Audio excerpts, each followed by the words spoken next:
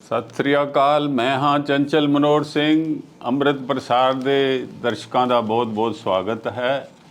ਚਰਚਾ ਕਰਦੇ ਹਾਂ ਕਿ ਜੋ ਨਵੀਆਂ ਜਥੇਦਾਰ ਸਾਹਿਬਾਨ ਦੀਆਂ ਨਿਯੁਕਤੀਆਂ ਹੋਈਆਂ ਹਨ, ਉਹਨਾਂ ਨਿਯੁਕਤੀਆਂ ਵਿੱਚ ਕੀ ਵਾਇਲੇਸ਼ਨ, ਮਰਿਆਦਾ ਕਿਵੇਂ ਭੰਗ ਕੀਤੀ ਗਈ ਹੈ ਔਰ ਜੋ ਪਰੰਪਰਾਗਤ ਤਰੀਕੇ ਨਾਲ ਇਹ ਨਿਯੁਕਤੀਆਂ ਕੀਤੀਆਂ ਜਾਂਦੀਆਂ ਸੀ ਉੱਦਾਂ ਨਹੀਂ ਕੀਤੀਆਂ ਗਈਆਂ। ਇਹ ਵਨ ਮੈਨ ਸ਼ੋਅ ਹੈ।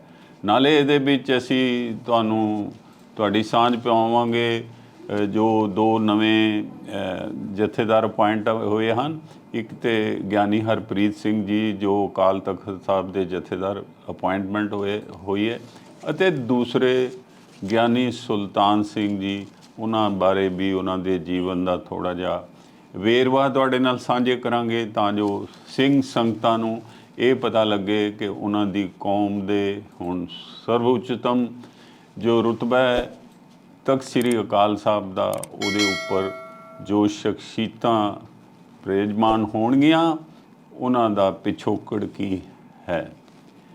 ਪਹਿਲੀ ਗੱਲ ਤਾਂ ਇਹ ਤੁਹਾਨੂੰ ਦੱਸਣੀ ਚਾਹੁੰਦੇ ਹਾਂ ਕਿ ਇਹ ਜੋ ਨਿਯੁਕਤੀਆਂ ਹੋਈਆਂ ਹਨ ਇਹ ਵਨ ਮੈਨ ਸ਼ੋਅ ਵਾਲੀਆਂ ਨਿਯੁਕਤੀਆਂ ਹਨ। ਪਹਿਲੇ ਨਿਯੁਕਤੀਆਂ ਇਸ ਤਰ੍ਹਾਂ ਨਹੀਂ ਸੀ ਹੁੰਦੀਆਂ, ਕਿਉਂਕਿ ਇੱਕ ਪਰਿਵਾਰ ਵੱਲੋਂ ਕੀਤੀਆਂ ਜਾਂਦੀਆਂ। ਪ੍ਰਕਾਸ਼ ਸਿੰਘ ਬਾਦਲ ਵੀ ਜਦੋਂ ਸੀਗੇ ਉਦੋਂ ਵੀ ਨਿਯੁਕਤੀਆਂ ਗਲਤ ਢੰਗ ਨਾਲ ਹੀ ਕੀਤੀਆਂ ਜਾਂਦੀਆਂ ਸੀ। ਲਿਫਾਫੇ 'ਚੋਂ ਜਥੇਦਾਰਾਂ ਦੇ ਨਾਂ ਨਿਕਲਦੇ ਸੀ, ਬਲਾ ਬਲਾ। ਹੁਣ ਇਹ ਜੋ ਨਿਯੁਕਤੀਆਂ, ਜਦੋਂ ਪੰਥ ਦਾ ਸਰਵਉੱਚਤਮ ਸਿਰਮੌਰ ਲੀਡਰ ਲਗਾਉਣਾ ਹੋਵੇ ਜਥੇਦਾਰ ਅਕਾਲ ਤਖਤ ਸਾਹਿਬ, ਤਾਂ ਉਸ ਵੇਲੇ ਜੋ ਸਿੱਖ ਸੰਸਥਾਵਾਂ ਉਹਨਾਂ ਦੀ ਜਿਹੜੀ ਹੈ ਉਸ ਨਾਲ ਉਹਨਾਂ ਦੀ ਸਾਂਝ ਪਵਾਈ ਜਾਂਦੀ ਹੈ ਅਤੇ ਉਹਨਾਂ ਨੂੰ ਉਹਦੇ ਵਿੱਚ ਸ਼ਰੀਕ ਕੀਤਾ ਜਾਂਦਾ ਹੈ। ਤੁਸੀਂ ਦੇਖਿਆ ਹੋਣਾ ਕਿ ਹੁਣ ਨਾ ਤਾਂ ਅਖੰਡ ਕੀਰਤਨੀ ਜਥੇ ਨੂੰ ਪੁੱਛਿਆ ਗਿਆ, ਨਾ ਦਮਦਮੀ ਟਕਸਾਲ ਨੂੰ ਪੁੱਛਿਆ ਗਿਆ, ਨਾ ਹੀ ਨਿਹੰਗ ਸਿੰਘਾਂ ਦੀਆਂ ਵੰਸਵੰਨੀਆਂ ਜੋ ਜਥੇਬੰਦੀਆਂ ਉਹਨਾਂ ਦੇ ਮੁਖੀਆਂ ਨੂੰ ਪੁੱਛਿਆ ਗਿਆ, ਨਾ ਹੀ ਚੀਫ ਖਾਲਸਾ ਦੀਵਾਨ ਨੂੰ ਵੀ ਇਸ ਵਿੱਚ ਸ਼ਾਮਲ ਕੀਤਾ ਗਿਆ। ਅਤੇ ਹੋਰ ਅਨੇਕਾਂ ਜੋ ਸਿੱਖ ਸੰਸਥਾਵਾਂ ਹਨ ਜੋ ਸਿੱਖ ਧਰਮ ਲਈ ਅਤੇ ਸਿੱਖ ਵਿਚਾਰ ਲਈ, ਗੁਰਬਾਣੀ ਦੇ ਪ੍ਰਸਾਰ ਲਈ ਜੋ ਕੰਮ ਕਰਦੀਆਂ ਹਨ, ਉਹਨਾਂ 'ਚੋਂ ਕਿਸੇ ਨੂੰ ਵੀ ਇਹਨਾਂ ਨਿਯੁਕਤੀਆਂ ਨਾਲ ਜਾਣੂ ਨਹੀਂ ਕਰਾਇਆ ਗਿਆ। ਉਹਨਾਂ ਨੇ ਵੀ ਬਹੁਤ ਸਾਰੇ ਸਿੱਖਾਂ ਵਾਕਣ ਸਵੇਰੇ ਅਖਬਾਰ ਵਿੱਚ ਜਾਂ ਟੈਲੀਵਿਜ਼ਨਾਂ 'ਤੇ ਜਾਂ ਸੋਸ਼ਲ ਮੀਡੀਆ 'ਤੇ ਹੀ ਉਹਨਾਂ ਤੱਕ ਇਹ ਸੂਚਨਾ ਪਹੁੰਚੀ ਹੋਏਗੀ। ਇਹ ਨਿਯੁਕਤੀਆਂ ਜੋ ਇੱਕ ਪਰਿਵਾਰ ਕਰਦਾ ਆ ਰਿਹਾ ਉੱਦਾਂ ਹੀ ਹੋਈਆਂ ਹਨ। ਬਾਕੀ ਤੇ ਜੋ ਕਾਰਜ ਕਰਨੀ ਹੈ SGPC, ਉਹ ਤਾਂ ਇੱਕ ਐਵੇਂ ਸ਼ੋਅ ਬਿਜ਼ਨਸ ਹੈ। ਪਰ ਇਹ ਜੋ ਦਰਬਾਰ ਸਾਹਿਬ ਦੇ ਗ੍ਰੰਥੀ ਹਨ ਸਾਹਿਬਾਨ, ਉਹਨਾਂ ਨੂੰ ਵੀ ਇੱਕ ਚਾਂਸ ਦਿੱਤਾ ਗਿਆ ਕਿ ਉਹਨਾਂ ਨੂੰ ਤਖਤ ਸ੍ਰੀ ਕੇਸਗੜ੍ਹ ਸਾਹਿਬ ਦੇ ਜਥੇਦਾਰ ਲਾਇਆ। ਤਖਤ ਸ੍ਰੀ ਅਕਾਲ ਤਖਤ ਸਾਹਿਬ ਦੇ ਉੱਪਰ ਜੋ ਗਿਆਨੀ ਰਘਬੀਰ ਸਿੰਘ ਜੀ ਦੀ ਨਿਯੁਕਤੀ ਹੋਈ ਹੈ, ਉਹਨਾਂ ਨੂੰ ਅਸੀਂ ਬਿਲਕੁਲ ਸਾਦੇ ਸ਼ਬਦਾਂ 'ਚ ਕਹਿ ਸਕਦੇ ਹਾਂ ਕਿ ਉਹ ਨਿਰਮੋਲ ਤੌਰ 'ਤੇ ਇੱਕ ਸਿੱਖ ਗ੍ਰੰਥੀ ਹਨ, ਨਾਨ ਪੋਲੀਟੀਕਲ ਹਨ। ਉਹਨਾਂ ਦਾ ਕਿਸੇ ਵੀ ਸਿੱਖ ਸੈਕਟ ਨਾਲ ਜਾਂ ਕਿਸੇ ਪੋਲੀਟੀਕਲ ਪਾਰਟੀ ਨਾਲ ਕੋਈ ਸੰਬੰਧ ਨਹੀਂ। ਉਹ ਬੜੇ ਲੰਮੇ ਸਮੇਂ ਤੋਂ ਗੁਰੂ ਘਰ ਦੀ ਸੇਵਾ ਕਰਦੇ ਆਏ ਹਨ। ਉਹਨਾਂ ਨੂੰ ਜਿੱਥੇ ਅਕਾਲ ਤਖਤ ਸਾਹਿਬ ਦੇ ਜਥੇਦਾਰ ਸਾਹਿਬ ਦੀ ਪਦਵੀ ਸੌਂਪੀ ਗਈ ਹੈ, ਉਹਦੇ ਨਾਲ ਉਹਨਾਂ ਨੂੰ ਇਸ ਗੱਲ ਦੀ ਬੜੀ ਇੱਛਾ ਸੀ ਕਿ ਉਹ ਸੱਚਖੰਡ ਸ੍ਰੀ ਅੰਮ੍ਰਿਤਸਰ ਸਾਹਿਬ ਵਿੱਚ ਗ੍ਰੰਥੀ ਵੀ ਰਹਿਣਾ ਚਾਹੁੰਦੇ ਸਨ, ਕਿ ਉਸ ਮਰਿਆਦਾ ਨੂੰ ਉਹ ਤਰਜੀਹ ਦੇ ਰਹੇ ਸਨ। ਅਤੇ ਉਹ ਬੜੀ ਦੇਰ ਤੋਂ ਗੱਲ ਚੱਲ ਰਹੀ ਸੀ ਕਿ ਉਹ ਤਖਤ ਸ੍ਰੀ ਕੇਸਗੜ੍ਹ ਸਾਹਿਬ 'ਤੇ ਉਹਨਾਂ ਨੂੰ ਕੋਈ ਬਹੁਤਾ ਸੁਖਾਵਾਂ ਨਹੀਂ ਸੀ ਲੱਗ ਰਿਹਾ ਜਥੇਦਾਰੀ ਦੀ ਜੋ ਉਹਨਾਂ ਨੂੰ ਉਪਾਧੀ ਮਿਲੀ ਹੋਈ ਸੀ। ਇਸ ਕਰਕੇ ਉਹਨਾਂ ਨੂੰ ਜਿੱਥੇ ਤਖਤ ਸ੍ਰੀ ਅਕਾਲ ਤਖਤ ਸਾਹਿਬ ਦੇ ਜਥੇਦਾਰ ਲਾਇਆ ਗਿਆ ਔਰ ਉਹਨਾਂ ਦਾ ਮਨ ਭਾਉਂਦਾ, ਯਾਨੀ ਉਹਨਾਂ ਨੂੰ ਸੱਚਖੰਡ ਸ੍ਰੀ ਦਰਬਾਰ ਸਾਹਿਬ ਅੰਮ੍ਰਿਤਸਰ ਵਿੱਚ ਹੈੱਡ ਗ੍ਰੰਥੀ ਦਾ ਰੁਤਬਾ ਵੀ ਸੌਂਪਿਆ ਗਿਆ। ਹੁਣ ਉਹ ਇਹ ਦੋਨੋਂ ਜ਼ਿੰਮੇਵਾਰੀਆਂ ਨਿਭਾਉਣਗੇ। ਉਹਨਾਂ ਦੇ ਜੀਵਨ ਬਾਰੇ ਤੁਹਾਨੂੰ ਮੈਂ ਅੱਗੇ ਦੱਸਦਾ। ਇਸ ਤੋਂ ਦੇ ਨਾਲ ਮੈਂ ਤੁਹਾਨੂੰ ਇਹ ਵੀ ਦੱਸਦਾ, ਗਿਆਨੀ ਸੁਲਤਾਨ ਸਿੰਘ ਜੀ ਜੋ ਉੱਥੇ ਗ੍ਰੰਥੀ ਹੈਗੇ, ਉਹ ਉੱਥੇ ਗ੍ਰੰਥੀ ਰਹਿਣਗੇ ਸੱਚਖੰਡ ਸਾਹਿਬ ਵਿੱਚ, ਪਰ ਇਸ ਦੇ ਨਾਲ ਹੀ ਉਹ ਤਖਤ ਸ੍ਰੀ ਕੇਸਗੜ੍ਹ ਸਾਹਿਬ ਵਿੱਚ ਜੋ ਉਹਨਾਂ ਨੂੰ ਜਥੇਦਾਰ ਦੀ ਉਹਨਾਂ ਦੀ ਨਿਯੁਕਤੀ ਹੋਈ ਹੈ, ਉਹਦੇ ਵਿੱਚ ਉਹ ਤਖਤ ਸ੍ਰੀ ਕੇਸਗੜ੍ਹ ਸਾਹਿਬ ਦੀ ਵੀ ਮਰਿਆਦਾ ਨੂੰ ਨਿਭਾਉਣ ਦੀ ਸੇਵਾ ਜਾਰੀ ਰੱਖਣਗੇ। ਸੋ ਇਹ ਜੋ ਨਿਯੁਕਤੀਆਂ ਹੋਈਆਂ, ਗਿਆਨੀ ਰਘਬੀਰ ਸਿੰਘ ਜੀ ਇਹ 2018 ਤੋਂ ਤਖਤ ਸ੍ਰੀ ਕੇਸਗੜ੍ਹ ਸਾਹਿਬ ਦੇ ਜਥੇਦਾਰ ਸੀਗੇ ਅਤੇ ਇਹ ਬੜੇ ਨਿਡਰ ਅਤੇ ਨਿਰਪੱਖ ਸੋਚ ਵਾਲੇ ਸਿੰਘ ਸਭਾਨ ਹਨ। ਜਦੋਂ ਗਿਆਨੀ ਹਰਪ੍ਰੀਤ ਸਿੰਘ ਹੋਰਾਂ ਦੀ ਸਿਕਿਉਰਿਟੀ ਵਿਦਡਰਾ ਕੀਤੀ ਗਈ, ਪੰਜਾਬ ਵਿੱਚ ਕੋਈ 400 ਤੋਂ ਵੱਧ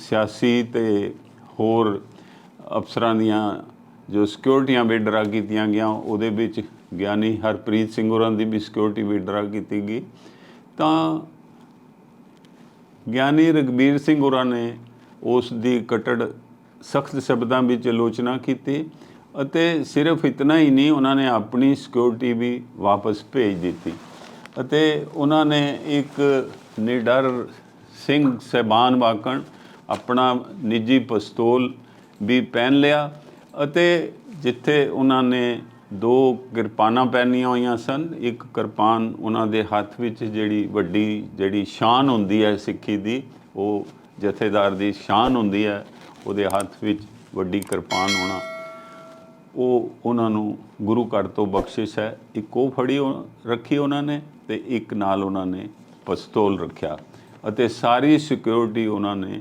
ਵਾਪਸ ਭੇਜ ਦਿੱਤੀ। ਸੋ ਪੰਜਾਬ ਸਰਕਾਰ ਦੀ ਉਹਨਾਂ ਨੇ ਨਿੰਦਾ ਵੀ ਕੀਤੀ।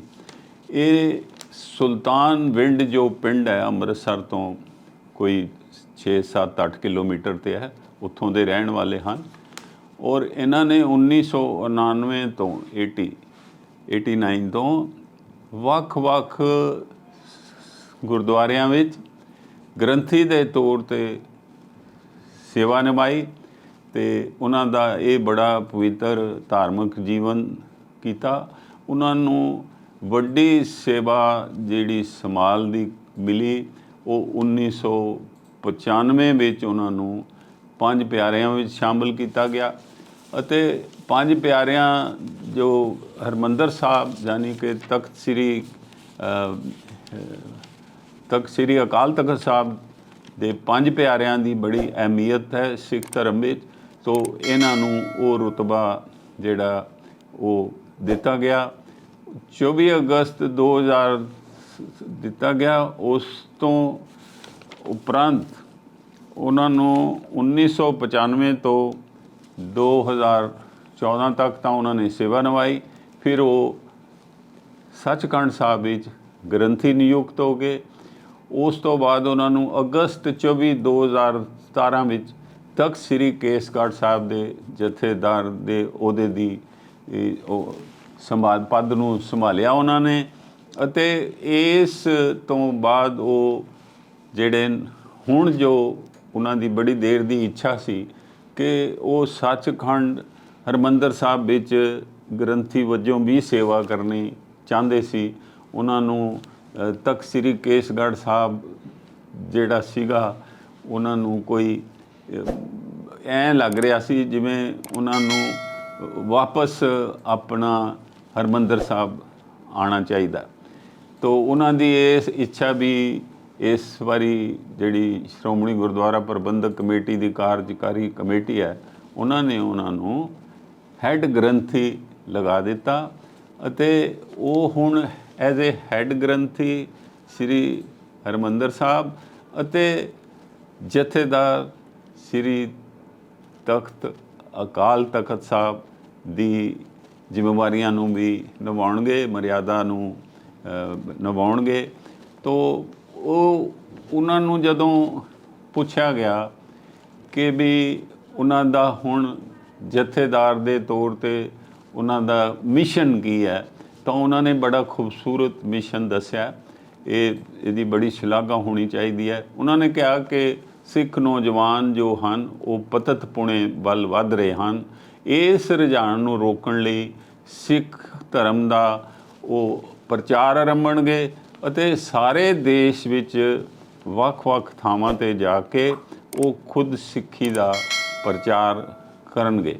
ਇੱਕ ਹੋਰ ਸਵਾਲ ਦੇ ਜਵਾਬ ਵਿੱਚ ਉਹਨਾਂ ਨੇ ਬਹੁਤ ਹੀ ਖੂਬਸੂਰਤ ਗੱਲ ਕਹੀ।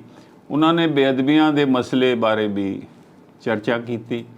ਉਹਨਾਂ ਨੇ ਕਿਹਾ ਕਿ ਬੇਅਦਬੀਆਂ ਦੇ ਮਸਲਿਆਂ ਬਾਰੇ ਸ਼੍ਰੋਮਣੀ ਗੁਰਦੁਆਰਾ ਪ੍ਰਬੰਧਕ ਕਮੇਟੀ ਚੰਗਾ ਕੰਮ ਕਰ ਰਹੀ ਹੈ ਅਤੇ ਇਹਨਾਂ ਘਟਨਾਵਾਂ ਪਿੱਛੇ ਜਿਹੜੇ ਦੋਸ਼ੀ ਹਨ ਉਹਨਾਂ ਨੂੰ ਸਜ਼ਾਵਾਂ ਮਿਲਣੀਆਂ ਚਾਹੀਦੀਆਂ ਹਨ, ਤਾਂ ਉਹ ਵੀ ਇਸ ਬੇਅਦਬੀਆਂ ਦੇ ਮਾਮਲੇ ਵਿੱਚ ਜਿਹੜੀ ਹੈ ਆਪਣੀ ਇੱਕ ਮੁਹਿੰਮ ਚਲਾਉਣਗੇ ਕਿ ਇਹਨਾਂ ਨੂੰ ਕਿਵੇਂ ਰੋਕਿਆ ਜਾਏ।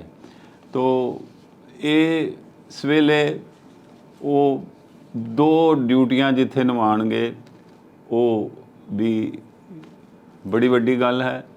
ਇਹ 2 ਡਿਊਟੀਆਂ ਦਾ ਰੁਤਬਾ ਪਹਿਲੀ ਵਾਰੀ ਕਿਸੇ ਜਥੇਦਾਰ ਸਾਹਿਬਾਨ ਨੂੰ ਮਿਲਿਆ। ਔਰ ਜਿਹੜੇ ਸੁਲਤਾਨ ਸਿੰਘ ਜੀ, ਗਿਆਨੀ ਸੁਲਤਾਨ ਸਿੰਘ ਜੀ ਨੂੰ ਜੋ ਜਥੇਦਾਰ ਤਖਤ ਸ੍ਰੀ ਕੇਸਗੜ੍ਹ ਸਾਹਿਬ ਲਗਾਇਆ ਗਿਆ, ਉਹ ਦੂਸਰੀ ਡਿਊਟੀ ਜ਼ਿੰਮੇਵਾਰੀ ਯਾਨੀ ਕਿ ਸ੍ਰੀ ਸੱਚਖੰਡ ਸਾਹਿਬ ਅੰਮ੍ਰਿਤਸਰ ਵਿੱਚ ਇੱਕ ਗ੍ਰੰਥੀ ਦੀ ਜ਼ਿੰਮੇਵਾਰੀਆਂ ਵੀ ਨਿਭਾਉਣਗੇ, ਕਿਉਂਕਿ ਉਹ ਇਸ ਕਾਰਜ ਵਿੱਚ ਉਹਨਾਂ ਨੂੰ ਜੋ ਹੈ ਦੋਨੋਂ ਜ਼ਿੰਮੇਵਾਰੀਆਂ ਉਹਨਾਂ ਨੇ ਖੁਦ ਲਈਆਂ ਹਨ ਅਤੇ ਉਹ ਦੋਨੋਂ ਜ਼ਿੰਮੇਵਾਰੀਆਂ ਬਾਖੂਬੀ ਨਿਭਾਉਣਗੇ। ਉਹ 2008 ਵਿੱਚ ਬਤੌਰ ਗ੍ਰੰਥੀ ਉਹਨਾਂ ਨੇ ਸੇਵਾ ਸ਼ੁਰੂ ਕੀਤੀ ਸੀ ਅਤੇ ਕਈ ਥਾਈਂ ਉਹਨਾਂ ਨੇ ਗੁਰਦੁਆਰਿਆਂ ਵਿੱਚ ਸੇਵਾ ਕੀਤੀ। ਫਿਰ ਉਹ ਗ੍ਰੰਥੀ ਸੱਚਖੰਡ ਸਾਹਿਬ ਵਿੱਚ ਲੱਗ ਗਏ ਅਤੇ 2015 ਤੋਂ ਉਹ ਅਰਦਾਸੀਏ ਵਜੋਂ ਸੇਵਾ ਨਿਭਾ ਰਹੇ ਹਨ। ਸੱਚਖੰਡ ਸਾਹਿਬ ਵੀ ਜਿਹੜੀ ਸਵੇਰੇ ਅਤੇ ਸ਼ਾਮ ਜੋ ਮੁੱਖ ਅਰਦਾਸਾਂ ਦਾ ਹੁੰਦੀਆਂ, ਸਵੇਰ ਵਾਲੀ ਅਰਦਾਸ ਫਿਰ ਸ਼ਾਮ ਰਾਤ ਨੂੰ, ਉਸ ਦੀ ਜ਼ਿੰਮੇਵਾਰੀ ਵੀ ਜਿਹੜੀ ਸੀ ਸੁਲਤਾਨ ਸਿੰਘ ਜੀ ਨੇ ਬੜੇ ਲੰਬੇ ਸਮੇਂ ਤੋਂ ਨਿਭਾਉਂਦੇ ਆ ਰਹੇ ਹਨ। 2021 ਵਿੱਚ ਉਹਨਾਂ ਨੂੰ ਹਰਿਮੰਦਰ ਸਾਹਿਬ ਦੇ ਗ੍ਰੰਥੀ ਵਜੋਂ ਨਿਯੁਕਤ ਕੀਤਾ ਗਿਆ ਔਰ ਉਹਨਾਂ ਨੂੰ ਹੁਣ 2023 ਵਿੱਚ ਜਿੱਥੇ ਉਹ ਗ੍ਰੰਥੀ ਦੀ ਜ਼ਿੰਮੇਵਾਰੀ ਵੀ ਨਿਭਾਉਣਗੇ, ਨਾਲ ਹੀ ਉਹ ਤਖਤ ਸ੍ਰੀ ਕੇਸਗੜ੍ਹ ਸਾਹਿਬ ਦੇ ਜਥੇਦਾਰ ਦੀ ਜ਼ਿੰਮੇਵਾਰੀ ਵੀ ਨਿਭਾਉਣਗੇ। ਉੱਥੋਂ ਦੀ ਮਰਿਆਦਾ ਨੂੰ ਵੀ ਉਹ ਬਾਖੂਬੀ ਨਾਲ ਨਿਭਾਉਣਗੇ। ਔਰ ਇਹ ਪਹਿਲੀ ਵਾਰੀ ਹੋਇਆ ਕਿ ਸੱਚਖੰਡ ਸਾਹਿਬ ਸ੍ਰੀ ਦਰਬਾਰ ਸਾਹਿਬ ਵਿੱਚ 2 ਜਥੇਦਾਰ, 2 ਤਖਤਾਂ ਦੇ ਜਥੇਦਾਰ ਨਾਲ ਗ੍ਰੰਥੀ ਵਾਲੀਆਂ ਜ਼ਿੰਮੇਵਾਰੀਆਂ ਵੀ ਨਿਭਾਉਣਗੇ। ਸੋ ਇਸ ਸਾਰੇ ਵੇਰਵੇ ਨੂੰ ਇੱਥੇ ਅਸੀਂ ਹੁਣ ਸਮਾਪਤ ਕਰਦੇ ਹਾਂ। ਉਮੀਦ ਹੈ ਜਿਹੜੀਆਂ ਅਸੀਂ ਤੁਹਾਨੂੰ ਕੁਝ ਉੱਪਰ ਕਿੰਤੂ ਪਰੰਤੂ ਕੀਤਾ ਇਹ ਪਸੰਦ ਆਏਗਾ, ਕਿਉਂਕਿ ਇਹ ਵਨ ਮੈਨ ਸ਼ੋਅ ਨਹੀਂ ਹੋਣਾ ਚਾਹੀਦਾ। ਜਿਹੜੀਆਂ ਸਾਡੀਆਂ ਸਿੱਖ ਸੰਸਥਾਵਾਂ ਹਨ ਇਹਨਾਂ ਨੂੰ ਸਾਂਝ ਪਵਾਉਣੀ ਚਾਹੀਦੀ ਹੈ ਅਤੇ ਉਹਨਾਂ ਨੂੰ ਵਿੱਚ ਰੱਖਣਾ ਚਾਹੀਦਾ ਹੈ ਕਿ ਅਕਾਲ ਤਖਤ ਸਾਹਿਬ ਦਾ ਜੋ ਜਥੇਦਾਰ ਲਾਣਾ, ਇਸ ਦੀ ਜੋ ਪਰੰਪਰਾ ਵਿਧੀ ਹੈ ਉਸ ਨੂੰ ਅਪਣਾਉਣਾ ਚਾਹੀਦਾ ਹੈ। ਇਸ ਚਰਚਾ ਨੂੰ ਇੱਥੇ ਖਤਮ ਕਰਦੇ ਹਾਂ। ਉਮੀਦ ਹੈ ਇਹ ਤੁਹਾਨੂੰ ਪਸੰਦ ਆਏਗੀ। ਤੁਸੀਂ ਇਸ ਨੂੰ ਵੱਧ ਤੋਂ ਵੱਧ ਆਪਣੇ ਮਿੱਤਰਾਂ ਅਤੇ ਸੰਬੰਧੀਆਂ ਨਾਲ ਸਾਂਝੀ ਕਰੋ ਅਤੇ ਜੇਕਰ ਤੁਸੀਂ ਇਸ ਚੈਨਲ ਨੂੰ ਸਬਸਕ੍ਰਾਈਬ ਨਹੀਂ ਕੀਤਾ ਤਾਂ ਮੇਰੀ ਗੁਜ਼ਾਰਿਸ਼ ਹੈ ਤੁਸੀਂ ਇਸ ਨੂੰ ਸਬਸਕ੍ਰਾਈਬ ਕਰੋ। ਧੰਨਵਾਦ। ਸਤਿ ਸ੍ਰੀ ਅਕਾਲ।